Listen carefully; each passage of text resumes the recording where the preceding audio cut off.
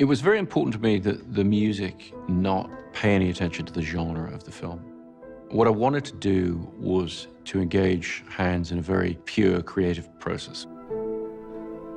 I was working on a completely different movie, and Chris said to me, if he were to write one page of something, and he wouldn't tell me what the movie was about, but he'd just write one page, would I give him one day, and just whatever came to my mind, I would start writing. What I wrote for Hans to get him started was some dialogue that I'd written for the film mixed with some ideas behind the film without any indications as to genre or scale, just to free him up from that. This is, of course, where Chris gets tricky, really about a father and his relationship to his son. It's only later on that I found out that the son wasn't a son at all, it was a daughter. I sat down and I wrote this piece really about what it feels like to be a father and what it feels like to have a son, and I was writing about my son. When he played me the piece of music, which became the basis for the entire score, I thought it was absolutely perfect and captured the emotional qualities of the film that I wanted. And it was at that point that I told him that it was actually a large-scale science fiction film. I hadn't given him any clues about that. You know, it's not an action film, it's not Batman, it just isn't any of those things.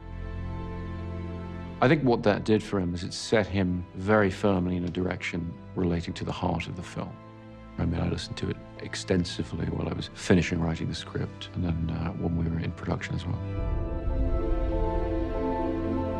We went to Temple Church in central London, and we set up a mobile recording system. They really wanted him to use the church organ. And I also made the case very strongly for some feeling of religiosity to it, even though the film isn't religious, but that the organ, the architecture of cathedrals and all the rest, they represent mankind's attempt to portray the mystical or the metaphysical, what's beyond us, beyond the realm of the everyday. The live, real human will always give you this extra piece of magic. And we got plenty of magic in Roger. Roger was this sort of amazing human being that happened to us. This humble man who is just an extraordinary player. He would play me the sample and said, well, what have you got? And I would give him a selection. He said, oh, that's a little too heavy, or that's a little too bright, or that's a little too harsh. Once he began to realize what the capabilities of this organ were, he began to get more adventurous, and we began to sort of create as we were going. You know, how about this, Hans? Yeah, I like that, that's good, sort of thing, but it's not what he had in mind. The organ really is a huge, complicated synthesizer.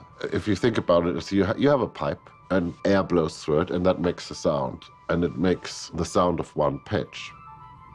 And then if you want to shift color, you add another pipe to it, and you add more pipes.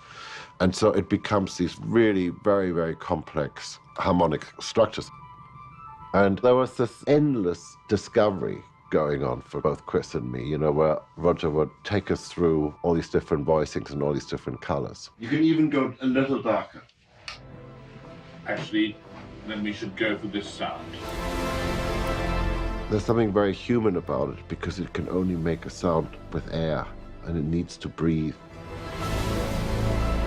And on each note, you hear the breath. You hear the exhale. You feel a human presence in every sound. And I think that was very important to keeping the film about not just the space that we're looking at, but the people in that space. There's an intimacy as well as massive scale. Sometimes within a few bars, there's that shift.